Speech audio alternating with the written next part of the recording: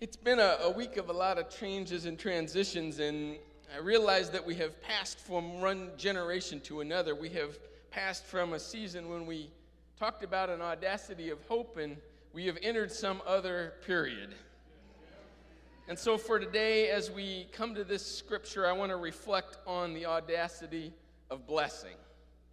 Audacity of blessing. I'm going to tell a story that maybe I've told a bunch of times, but when I was working in higher education, I ran a program that was designed for young people who were coming to college really not quite ready. They were often young people who had received B's all the way through school, but they were entering an environment where those B's really translated to C minuses. And so not only were they not ready for what they were getting into, but they thought that they were, and they were in for a rude awakening. And so we ran this program for 3 weeks in the summer to help them start making adjustments to college life and to take their first F's and to recognize that they could survive those first F's and that the people around them were actually going to get them where they wanted to go. It was a rough first year for most of those students. They tended to be black kids from the inner city and white kids from small towns, and they had no idea what to do with each other. And they were almost all athletes in a place that really didn't care that much about intercollegiate sports. So they had a lot to overcome, and a good number of them didn't make it through the first year. But once they made it through that first year, they graduated. And in fact, those groups had a higher graduation rate than the student body at large. And it was because there was a community around them that knew what they wanted, knew what they could do. So I want to tell you about one of those students and his encounter. Kevin Browder came from Gary, Indiana, and he was a football player. I think he was a tackle. So he was one of those guys who was impressively large and well-formed physically, but not quite overwhelming. He wasn't a lineman, right? And he certainly wasn't a place kicker. Kevin was one of those kids who had always really succeeded well. Actually, I should quit calling him Kevin. Nobody ever called him Kevin. Everybody always called him Bobo. There was no question about who you were talking about when you said Bobo. Everybody knew him. He had this wonderful, wonderful personality. Everybody just loved being around him. And so after he finished the program, we went and recruited him to become one of the tutors. Because he could help other people navigate that first year on the strength of his own wisdom, on the strength of his own experience, on the strength of his own personality. He actually rose to be one of the leaders of those tutors and mentors, most of whom were Phi Beta Kappas with straight A's. But he was the whole package. So one year he was helping me run this program, and he started complaining about one of the students. I'm going to call him Mike. He was a suburban white kid who was built a little bit more like the Pillsbury Doughboy than a tackle. So there were multiple layers of cultural difference between Bobo and Mike. I'd never seen Bobo stumped by another person. But he started complaining about this guy, and he sort of said to me, "You know, David, I'm about ready." And then I saw it one day. This is about 25 years ago, so you have to understand the language was a little different. But Bobo went up to Mike and he said, "Sup?" And Mike said, "What is up?" He corrected Bobo's grammar. He completely misunderstood what the interaction was about, and he corrected. And I thought, oh, well, I'll call the ambulance now. These little questions and how we understand them, huge consequences, right? The young man, we finally imagine coming from all of the privilege he came from, well-educated family, upper middle class, suburban life. Nobody had ever tested to figure out why it was that he was so clueless that he would correct Bobo when Bobo was simply trying to initiate a relationship by saying sup. It took us about a year, and we finally figured out what was actually going on with him. And he graduated too. And I think actually the two of them figured things out. The point is about these questions. And I noticed it as we were moving around in the passing of the peace this morning. You know, we say the peace of Christ be with you, but we also say, how you doing? We say, sup. How you doing? And how do we answer that question? When somebody says, how you doing, what do you say? Good or fine, right? And do you say that if you're not really fine? Of course, right? Unless you have the sense that the person really wants to know the answer to the question. So I said, how you doing, to one person this morning who said, I'm okay. Which was communication between the two of us that, of course, it wasn't really okay, and that we weren't really going to unpack all of that standing in the aisle, but we understood things were not really okay. So somebody taught me a long time ago, and maybe it was when I was doing my chaplain's training at St. Louis U, that, you know, instead of saying I'm fine or I'm okay, maybe I would say I'm well. What's the difference between I'm fine and I'm well? Right?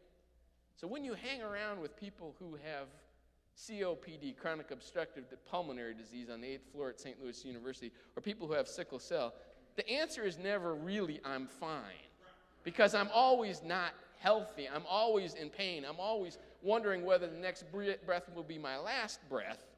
But some of those people will actually say to you, I'm well. And what I realize is that when I say I am well, I'm not actually saying something to the other person. I'm saying something to myself. It's not about how my body feels today. It's about the fact that I am trusting how my body is today. I am going to lean in the everlasting arms, and I'm going to remind myself that I am well. So let's practice that just for a minute. We might need this in a little bit. How you doing? I'm well. How you doing?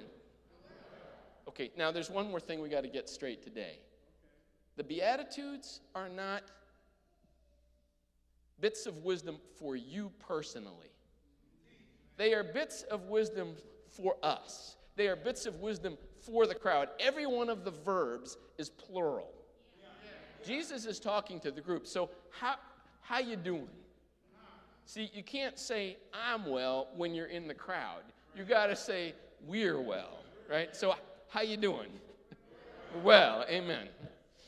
Now, I got to push this just a little bit further, and you know, this is just this little first part. I got to move on here, right? But there's another way people answer this question, how you doing? They don't say it well, they say I'm blessed. And that often I experience as a sense of deep gratitude. It doesn't mean that everything's perfect. But I today feel God in my life. And maybe I've even had a sign of God in my life. And so I'm blessed. There's a kind of humility in that, isn't there? I didn't do all of this, and I'm going to point my finger to heaven and say, today I am blessed. And of course, I think I get this from Pastor Wilson, so I don't know, or Gardner Taylor. But people also sometimes just keep running along with that, don't they? And they say, I am blessed and what? Highly favored, right? And maybe they actually are. I'm not saying everybody who says that isn't in fact blessed and highly favored. But it feels to me when they say it to me like they're saying, and you are not.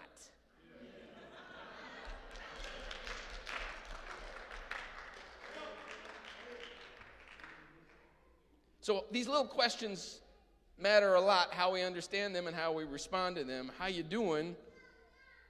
We're well.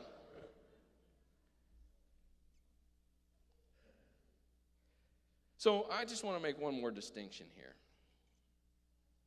You can read this passage and pronounce the word blessed. And I just want to hold that pronunciation for those days when somebody says, how you doing? And you feel like God has been in your life. And you say, I'm blessed. It's sort of a momentary or a relatively short-term testimony. I'm blessed. But I think that we're going to use a different pronunciation. This is blessed. It's 2 syllables. I'm blessed, right?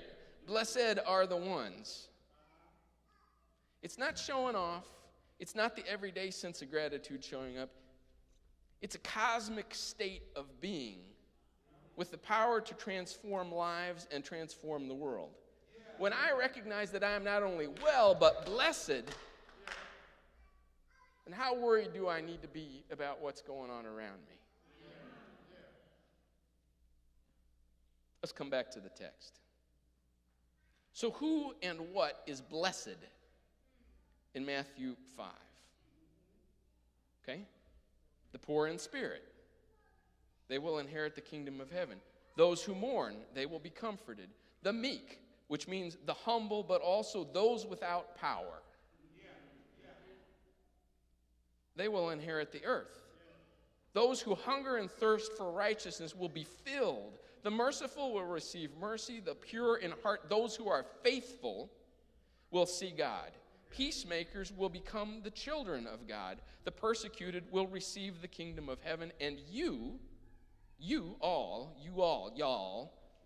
who are reviled and persecuted, will rejoice, because your reward is great in heaven, just like the prophets. Jesus and Matthew, who puts together these sayings and these stories in the Sermon on the Mount, start with those who are blessed, and those who are on the path to being blessed.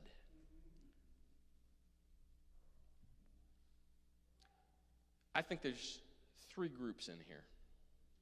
I think there are those who are getting right with God or have gotten right with God, those who are living faithfully, those whose hearts are in the right path. They are in an attitude and an action, pure in heart, the peacemakers. Those who are right with God or are getting right with God will be blessed, are blessed. Those who are grieving and those who are lacking, specifically those who are mourning and those who are meek,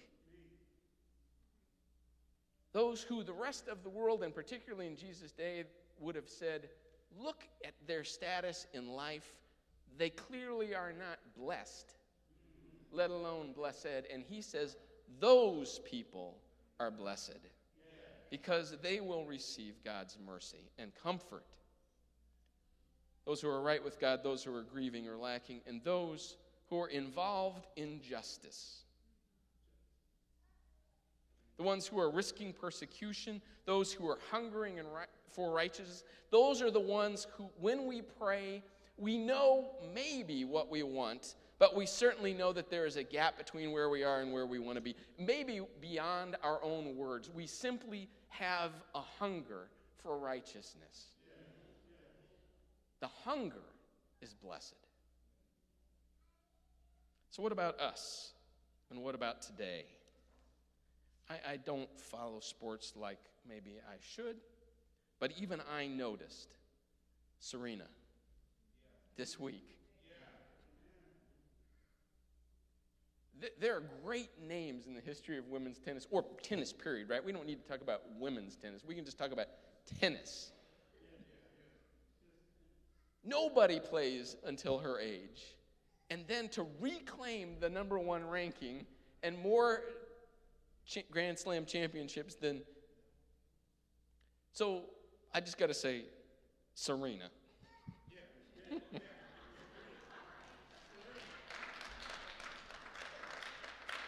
And we got to put a little bracket around her, because what I'm going to say now might make it sound like that didn't happen. Serena happened this week.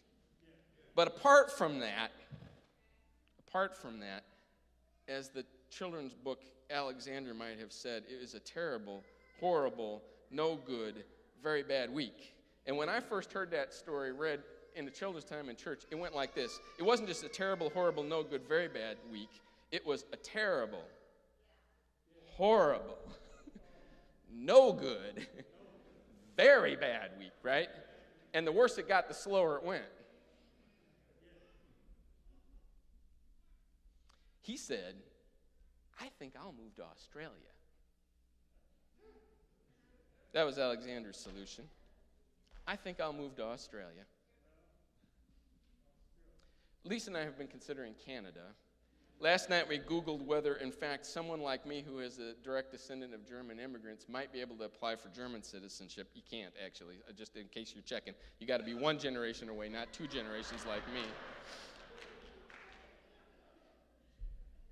Last night we were playing cards with some friends. We play euchre, which is kind of a Midwestern game. I don't know if black people play euchre. I don't know. It feels like farmers in Midwest play euchre. But all you need to know is it's a little like spades. It's a little like spades. Now you're with me. So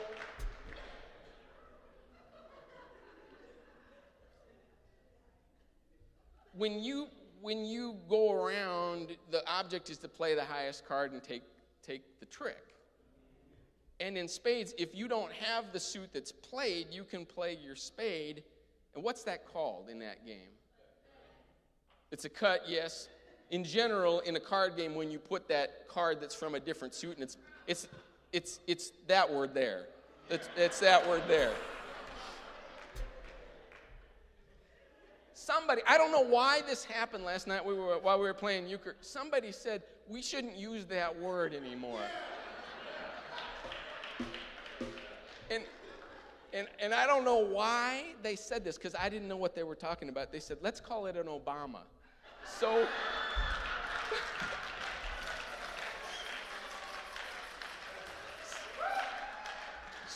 So in spades, you know what the Obama is all the time. It's always spades. But in euchre, it changes. So every once in a while, somebody says, wait, what's the Obama again? I forget. What's the Obama in this hand, right? Okay, it seems like you understand that. I didn't know what that was about. What happened this week? Syrian refugees held in handcuffs at JFK. They flew in to an airport where they could actually see the Statue of Liberty before they landed, and they were locked up.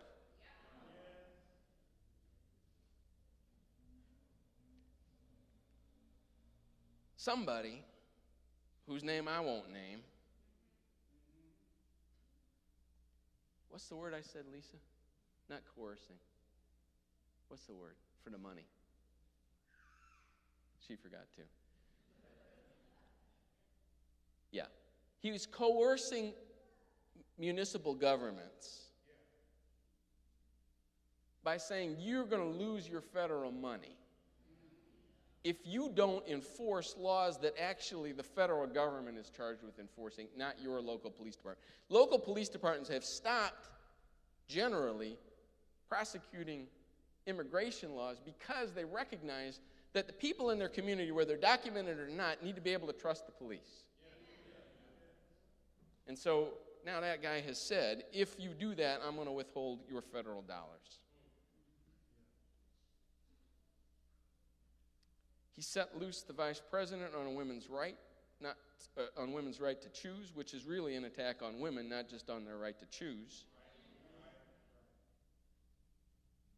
He started laying pipelines again, ignoring all of the environmental impacts and trampling on a particular holy ground that is blessed by tradition and by a season of national resistance. And he said, just go ahead and put that pipeline right across that holy ground. He said that we're going to build a wall, and who's going to pay for that? I know what he says, but you and I are going to pay for that. Because I know my car that's sitting on the parking lot right now, it has a union-made sticker on it, but I know that some of the parts for that car were made in Mexico.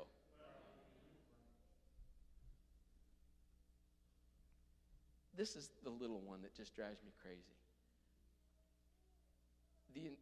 The White House website used to have a section where if Spanish was your first language, you could figure out how to navigate the administration of the United States government. Took it down. It was a terrible, horrible, no good, very bad week. And as bad as it was, who knows what's coming. And I think for a lot of us in this room, what happened this week didn't actually hit us right between the eyes. But you can believe something is coming our way real soon. Liz Williams-Johnson is my intern from the School of Social Work at Washington University, and she wrote in her report this week, and we talked about this, what she learned from Professor Jack Kirkland, who teaches over there. Professor Kirkland said that if you look at the scars within a community, you'll see where the system has failed. And usually what we do when we see the scars is to figure out where's the salve to try to treat. Look at the scars and see where the system has failed. Refugees detained at the door to safety, using the stewardship that's entrusted to your office to slash a carbon pipeline into the native earth.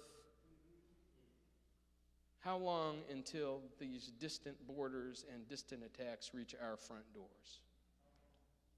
But God resurrects new life and new possibilities even here. But God claims the outcast and the disappointed. But God provides. Check out the scars that Jesus had already noticed. The powerless, the persecuted, the mourners. Jesus could see the scars, and he didn't say, they're there. He said, you are blessed. You are going to have God's provision. You do have God's provision. You are going to have what you need. All of you, not one by one, but all of you, because you travel together and you travel in my name, you are going to have what you need.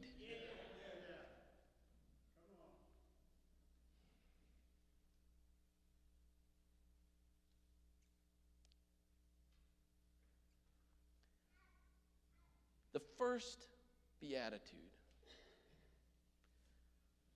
Blessed are those who are poor, or in Matthew's language, poor in spirit.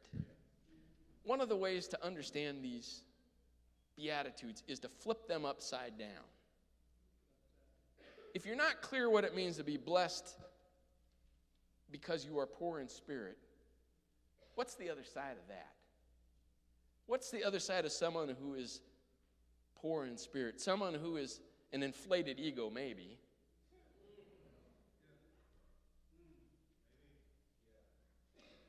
Those of us who are today poor in spirit, downtrodden and unsure, shaken, we will receive the kingdom of heaven. And I think when I hear kingdom, I hear palace. And I hear palace on a hill with a great grand green lawn and a fancy garden. That's what I think of as kingdom. And the king inside has responsibility for the people who live around there.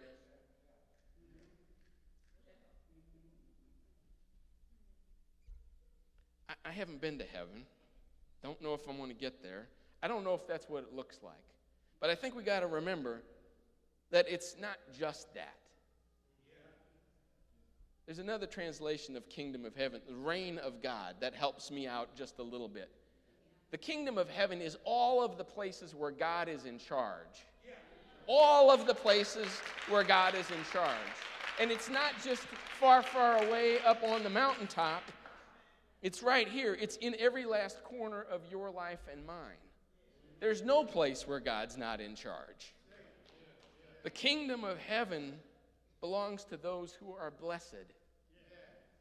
We will inherit it.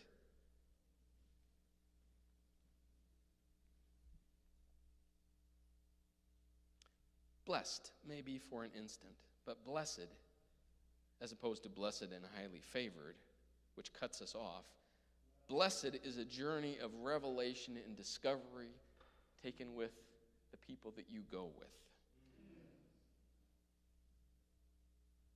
So I want to just give you a quick story to close this out and then an invitation to you about the intersection between what feels like blessed and ends up being blessed. This week, we had a meeting with MCU. We had a meeting with a group of new legislators, brand new.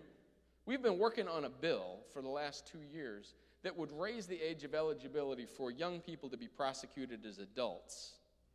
Right? In Missouri, I got to organize this for a minute. Okay, here it comes real quick. In Missouri, we are one of 7 states in the country where if you are a 17-year-old, you are automatically treated as an adult, which means as a 17-year-old, you go directly into adult incarceration. Now, a judge can put you into a dual program, which gets you into a youth-oriented program where you're developmentally appropriate, right, for a 17-year-old. But the judge has to override the supposition that you as a 17-year-old are an adult and belong with adults. But that law also allows the judge to say, if you are between 12 and 17, you can also be certified as an adult. Do you understand, in Missouri, we certify 12-year-olds as adults and put them into the adult prison system. So there's a bill, SB 40, if you want to track it, SB 40, which will raise the age of eligibility to 18 and that lower level to 16 from 12. It's not high as it should be, but still the judge can't make a 14-year-old an adult. It's impossible if this passes. Right? If we're going to break the school-to-prison pipeline, this is one of the places where we can make a dent. Right? So we had these legislators together. The Republican sponsor of the bill said, why don't you get those new ones, get it into their heads and into their hearts before the leadership starts telling them how they're supposed to vote on stuff. So we had a lawyer who had defended youth. We had a social worker who talked about cognitive development in 17-year-olds. And then we had Mitchell Damerich, who came through that program with a felony conviction as a 16-year-old for assault, but got the youth treatment rather than the adult treatment after spending months in adult detention in isolation.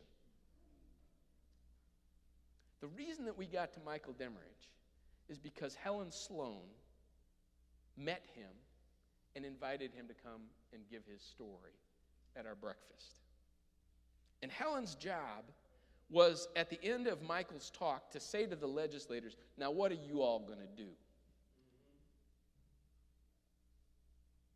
And so I started asking her why she cared about this. She's a nice white lady from South County.